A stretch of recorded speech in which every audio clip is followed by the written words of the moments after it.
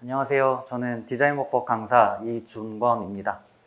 우선 7월에 시험 보시고 8월은 좀 쉬셨을 것 같고 이제 9월에 잘 공부하고 계신지 아니면 아직도 쉬고 계신지 잘 모르겠는데 이제 10월을 앞둔 상황에서 여기에 앉아 계시고 계신 이유가 뭘까 또 한번 생각을 해봤어요. 저도 몇 년 전으로 거슬러 올라가면 비슷한 상황이었던 것 같거든요. 동차 시험을 보기는 했는데 어떻게 공부를 했는지도 잘 모르겠고 뭔가 열심히 했다고는 했는데 어떻게 공부를 해야 될지도 좀 감이 안 오고 좀 되게 막연한 생각이 좀 많이 들어서 이렇게 종합반이라는 제도를 통해서 좀 공부 방법에 도움을 얻어볼까, 내년에 합격하는 데 좀 도움이 될까 하는 생각에 좀 관심을 많이 가졌던 기억이 있거든요. 그래서 비슷한 생각으로 여기 오셨을 거다라고 생각이 들고 그런 거에 좀 기반해서 몇 가지 좀 말씀을 드리도록 하겠습니다.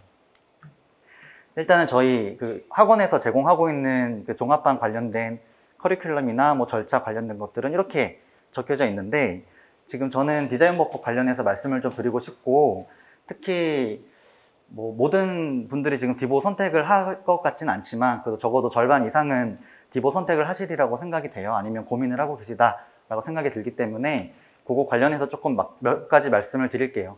일단 선택은 디보만이 아니라 여러 가지가 있지만 디보를 선택하면 뭐 좋은 점, 뭐가 안 좋은지에 대해서 좀 말씀을 드리고 또 기초 GS, 실전 GS라는 과목이 들어가 있는데 각각의 과목이 뭐 어떤 특징이 있는지, 무엇을 제공해 드리고 있는지에 대해서 말씀을 드려야 될 것 같고 그리고 보시면은 정규과정 외의 강의들도 있다라고 적혀져 있는데 기초 GS, 실전 GS 외에는 어떤 과목들이 또 있는지에 대해서 말씀을 드리고 마지막으로는 종합반의 장점이 무엇이 있는지 무슨 혜택을 누리실 수 있는지에 대해서 말씀을 드리겠습니다. 그래서 그런 순서대로 진행을 할 거고요. 첫 번째로 디자인법법 과목은 지금 보시면 선택 과목이 이렇게나 많은데 그 중에 한 가지 과목에 불과해요. 맨 위에 디자인이라고 적혀져 있죠. 지금 매년 한 1200명 정도 시험을 보시는데 작년 같은 경우는 선택 과목을 선택하신 분들이 1065명 정도 되었어요. 그 중에서 디자인 과목을 선택하신 분들이 한 445명 정도 되었죠. 거의 한 40% 이상, 한 50% 가까이 디자인을 선택하셨다라고 보시면 되는데 올해만이 아니라 매년 좀 그런 식이었고 좀 특징적인 거는 매년 증가하고 있다는 거죠. 그래서 아마도 내년에 또 시험을 보신다면은 445명보다 더 늘어나지 않을까라는 생각이 듭니다. 이렇게 많이 선택을 계속 하고 계신 이유는 다 잘 아시다시피 패스율이 굉장히 높아요. 초반에는 한 50%대가 패스했다라고 하면은 지금은 뭐 70%까지 합격을 하고 있죠. 패스를 하고 있죠. 그렇다면 허수를 조금 빼면 조금 공부하고 웬만큼만 보고 들어갔다라고 하면은 충분히 패스할 수 있는 과목이기 때문에 그래서 많이들 선택하고 계십니다. 그러한 이유에 대해서 조금 더 구체적으로 말씀을 드리면 시험 난이도도 그렇게 어렵지가 않고요. 또 과목 선택했을 때 장점도 되게 많아요. 물론 단점도 있기는 한데 아무래도 법 과목이다 보니까 특허, 민소처럼 열심히 암기를 해야 되는 부분이 있다라는 점에서 또 그에 대해서 시간이 또 많이 좀 소모가 된다라는 단점이 있기는 하지만 기본적으로 시험도 쉽고 또 많은 사람들이 시험을 응시하니까 그 중에 한 절반 이상만 순위권에 들면은 무조건 패스다라는 점에서 안정적이고 또 다른 법 과목들을 공부하다 보면은 디자인법법 공부도 자연스럽게 실력이 올라가거든요. 그런 측면에서 굉장히 유리한 점이 많습니다. 그래서 아마 동차 시험 보실 때는 디보 선택을 안 하셨다가 기득 넘어가면서 디보 선택하시는 분들이 꽤 많아요. 그리고 기득 선택할 때까지도 다른 선택이었는데 떨어지고 삼시 하시면서 디보로 바꾸시는 분들이 되게 많아요.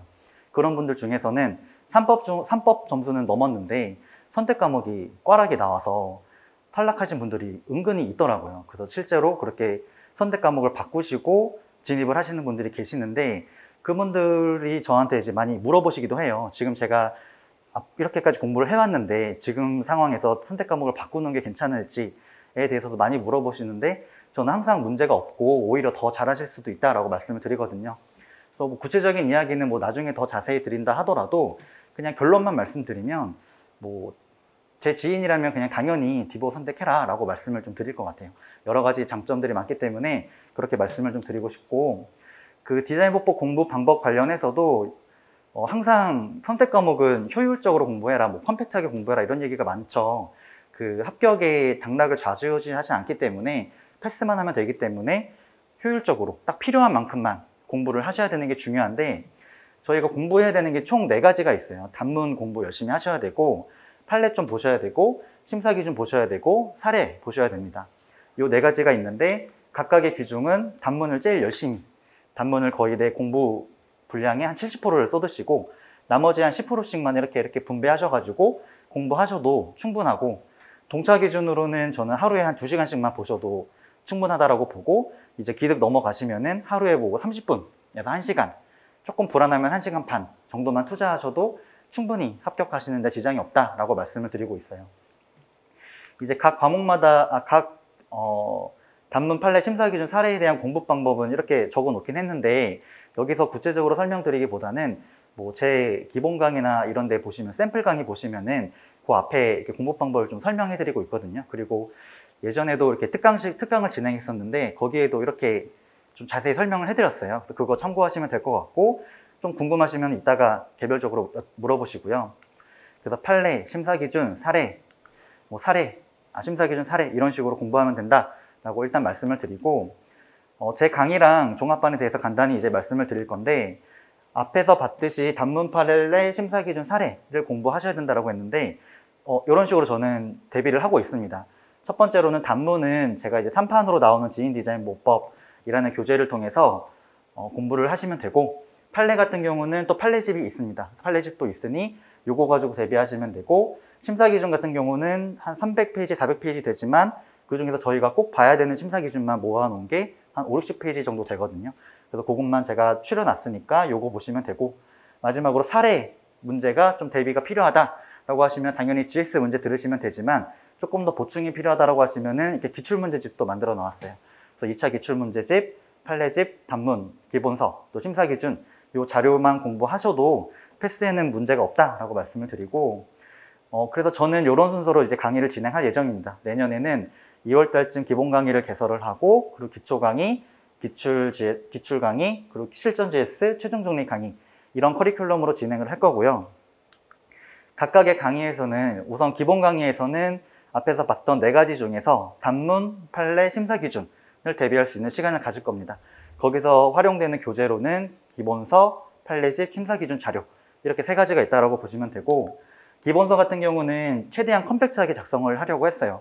저희가 심도 있게 공부할 필요가 없는 과목이라서 좀 최대한 컴팩트하게 필요한 부분만 공부하시는 게 중요하기 때문에 교재는 최대한 얇게 구성을 하려고 했고, 그리고 디보 공부를 한 번쯤 해보셨으면 아시겠지만, 예를 들어 이렇게 부분 디자인과 관련된 문제가 나왔으면 교재에 있는 부분 디자인 단문을 떠올리셔가지고 그 내용을 답안지에 그대로 옮기시면 돼요.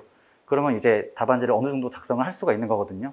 그렇기 위해서는 저희가 딱 기본서에서 암기한 내용을 그대로 답안지에 옮길 수 있게, 이 기본서에는 불필요한 내용이 없어야 된다고 생각을 합니다. 여기서 암기를 하셨는데 답안지에 적을 때 이 내용 넣고, 이 내용 빼고, 이 내용 넣고, 이렇게 가공을 하기 시작하면은 조금 더 어렵게 다가갈 수 있기 때문에 최대한 기본서에서 암기한 부분 그대로 답안지에 적을 수 있도록 컴팩트하게 작업을 했고, 이런 식으로 작업을 했고, 또 이제 심사 기준에서 나와 있는 예시 같은 것도 다 첨부를 해 놓았고요. 그리고 뒤에 이런 박스를 제가 놓았는데, 이 박스는 물론 공부하고 암기하셔야 되는 부분인데, 부분 디자인이라는 문제가 나왔을 때 항상 답안지에 적어줘야 되는 부분은 아니에요. 그래서 그런 것들은 뒤로 따로 빼서 필요할 때만 답안지에 적재적소로 넣으시라 라는 의미에서 따로 빼가지고 구분을 해 놓았습니다. 그래서 저희는 앞에서 봤던 이런 일반론 부분만 열심히 암기를 하시고, 뒤에 부분은 그냥 이해만 하고 넘어가셔도 충분히 답안 작성을 할 수가 있습니다. 그렇게 되면은 이런 박스까지 좀 다 제외하고 저희가 실질적으로 암기해야 되는 부분만 따로 모아놓으면 책은 또 한 절반 분량으로 더 줄어들게 되거든요. 그런 식으로 효율적으로 공부하실 수 있도록 제가 마련을 해 놓았고, 그리고 판례집 같은 경우도 저희가 봐야 될 게, 필수적으로 봐야 되는 건 대법원 판례고, 특허법원 판례도 중요한 판례들 위주로는 좀 훑고 넘어가셔야 되고 하기 때문에 대법원 판례, 특허법원 판례를 제가 따로 모아놨고요. 마지막 3번째 중요 판례 같은 경우는 여기 위에서 나왔던 판례들 중에서 좀 중요한 판례들 위주로 한 번 더 요약을 적어 놓았습니다. 그래서 대법원 판례도 뭐 판시된 순서대로 적어 놓은 것은 아니고 파트별로 유사 판단과 관련된 판례들을 따로 모아서 파트별로 모아 놓았고요. 그리고 예를 들어 이렇게 글자체 디자인에 관련된 판례가 있으면은 뭐 실제 언제 기출이 되었는지까지 적어 놓아서 한번 기출이 된 거는 또 다시 나오기는 어렵다라고 보기 때문에 이런 부분은 그냥 참고만 하고 넘어가실 수 있도록 좀 강약 조절을 해 놓았고, 디버 공부를 좀 해보신 분은 아시겠지만 최종적으로 저희가 이 판례에서 가지고 가야 되는 부분은 이 도면을 보고 무슨 논점이었고 어떤 법리가 있었는지만 가지고 가면 되거든요. 그래서 평소 공부하실 때는 이 원문으로 공부를 하시고, 최종적으로 복습을 하실 때에는 이 그림 보고 무슨 논점이었고 어떤 판단 법리가 있었는지에 대해서만 체크하고 넘어갈 수 있도록 이 판례에 대한 요약을 윗부분에 넣어놨습니다. 그럼 저희는 이제 나중에 시간 없을 때는 이 위에 있는 판단 요약 부분만 계속 반복해서 보시면 되겠죠. 네, 그리고 판례 본문에서는 이제 저희가 사안포섭에 필요한 문구들을 제가 밑줄 쳐놨으니 다 읽으실 필요는 없고 밑줄치 부분 위주로 보시면 되겠습니다. 네, 특허법원 판례는 조금 더 요약해서 필요한 부분 위주로 넣어 놓았고, 마지막으로 뭐 중요한 판례 부분에 대해서는 이렇게 판단 법리만 따로 모아서 설치해 놨으니 뭐 1차, 2차 상관없이 활용할 수 있는 교재라고 생각이 됩니다. 심사기준 같은 경우도 말씀드렸듯이 꼭 봐야 되는 자료예요. 올해 디자인법법 기출 문제 보셨으면 아시겠지만 심사기준에서 많이 문제가 나왔거든요. 나온 부분이 있어서 안 보고 넘어갈 수 없는 부분인데, 모든 내용을 볼 수는 없고 기출이 될 수 있는 부분만 보시면 되는데, 그걸 제가 따로 이렇게 편집을 해서 모아놨어요. 그래서 물품성 같은 경우도 관련해서 나올 수 있는 심사기준 예시들을 이렇게 보기 좋게 편집을 해 놓았고, 이것만 또 가져가서 보시면 금방 볼 수 있으니 또 정리된 자료로 대비하시면 되겠습니다. 그리고 이제 기초 GS 같은 경우는 단문이랑 판례랑 심사기준 이 세 가지를 목적으로 진행이 되는데, 교재는 요 앞에서 봤던 지인디자인법법 심사기준, 그리고 기출문제 모음이라는 자료가 하나 더 나가요. 앞에서 봤던 두 가지 자료는 이미 설명을 드렸고, 요 기출문제 모음이다라는 자료에 대해서 좀 말씀을 드리면, 이런 식으로 파트 1, 2, 3, 4 해서 각각의 단문별로 나올 수 있는 나왔던 기출 문제에 대해서 따로 모아서 제공을 해드리고 있어요. 그래서 보시면 뭐 물품성 관련해서는 어떤 문제가 나왔다, 그거에 대해서 답안지는 이렇게 쓰면 된다. 또 부품의 물품성 관련해서는 또 어떻게 문제가 나왔고 답안을 이렇게 쓰면 된다 식으로 이야기를 해드렸는데, 이렇게 한 이유가 저희 디보 단문 암기 해보셨으면 알겠지만 생각보다 굉장히 어렵거든요. 그냥 생 단문을 암기하는 게 굉장히 어려운데, 이 단문에서 문제가 어디서 나오고 뭘 물어보고 답안지에 뭘 적어야 되는지를 저희가 안 상태에서 기본서를 보면은 훨씬 암기하기가 쉬워져요. 여기서 나는 뭘 암기하고 뭘 암기하지 않아도 되는구나, 어떤 부분은 그냥 이해만 하고 넘어가도 되겠구나 라는 식으로 저희가 쉽게 강약 조절이 되기 때문에 기초 GS를 통해서는 이런 기출 문제를 같이 보면서 이론이랑 뭐 사례랑 같이 나갈 예정입니다. 그래서 이런 식으로 기출 관련된 기출 지문들을 다 제공해 드리고, 세 번째로 이제 기출 GS 관련해서는 사례 문제에 대비하기 위함인데, 핸드북식으로 되게 작은 교재로 기출 문제집을 따로 만들었어요. 그래서 여기에는 논점별로 기출 문제를 쭉 수록해 놓았고, 앞에서 봤던 거는 요 각각의 설문 하나하나를 떼어내서 문제로 드렸다면은, 여기서는 그냥 통문제로 실제 기출되었던 문제 그대로 드리고 실제 풀어보는 시간을 갖도록 했습니다. 그래서 뭐 각각의 문제별로 답안지는 어떻게 작성하면 좋을지 사안포섭까지 다 풀답안으로 정리가 되어 있는 부분이거든요. 그래서 사례 문제가 조금 대비가 더 필요하다라고 생각이 드시면 이 강의 수강하시면서 도움을 받으실 수 있을 거라고 생각이 돼요.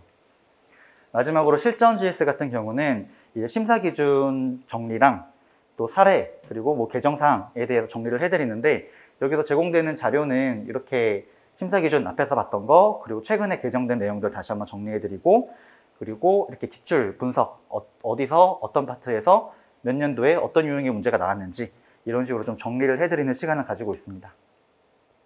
또 물론 문제도 나가지만, 문제 같은 경우는 저는 디보 단문 문제는 최대한 좀 지양하려고 하고 있고, 단문 문제는 그냥 저희가 암기한 거 쓰면 되기 때문에 굳이 시간 내서 여기 오셔가지고 그렇게 쓰는 시간을 갖는 것보다는 최대한 사례 문제, 뭐 심사기준 예시, 아니면 제가 창작한 문제들 가지고 사례 문제를 최대한 드리려고 하고 있어요.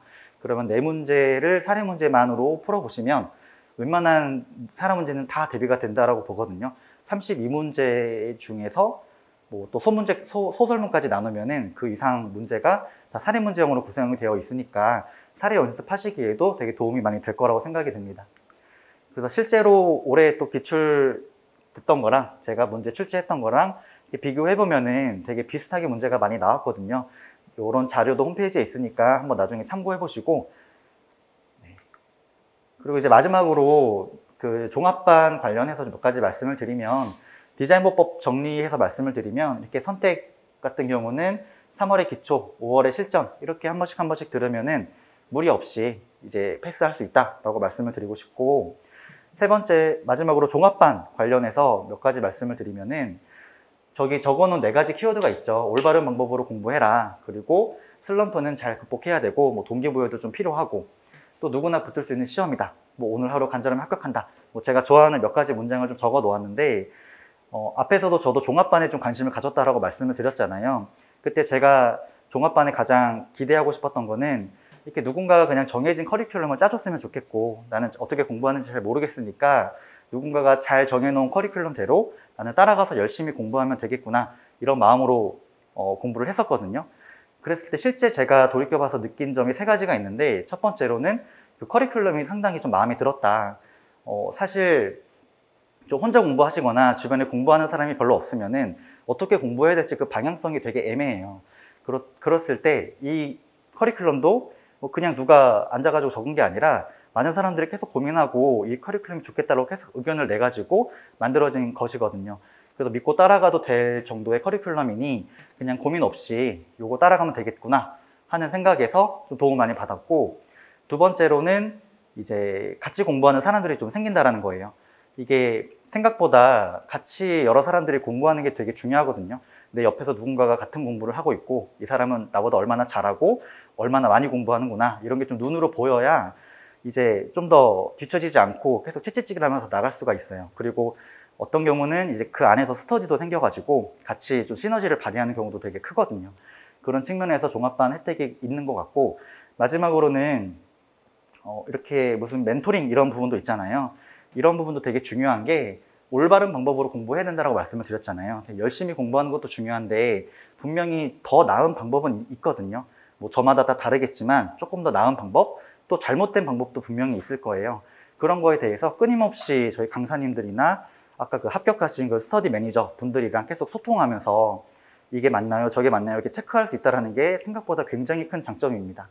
저도 이제 지금부터 계속 공부를 해가지고 내년 한 2월, 3월까지 열심히 공부를 했는데, 한 2, 3월 정도 되니까 이제 더 이상 공부 방법에 대해서는 궁금한 게 별로 없어졌거든요.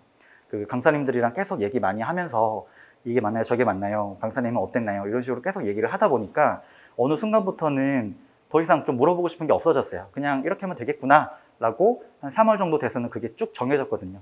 그 상태에서 3, 4, 5, 6월을 보내니 슬럼프도 크게 없이 그냥 쭉 무난하게 시험장까지 갈 수 있었고 결과도 좋았던 것 같습니다. 그래서 지금 저는 디자인버퍼 강사를 하고 있지만 저도 이제 합격생이고, 뭐 다른 강사님들도 뭐 상표 특허 각각 강의를 하고 계시지만 결국 똑같은 시험 공부하시고 합격을 하신 거잖아요.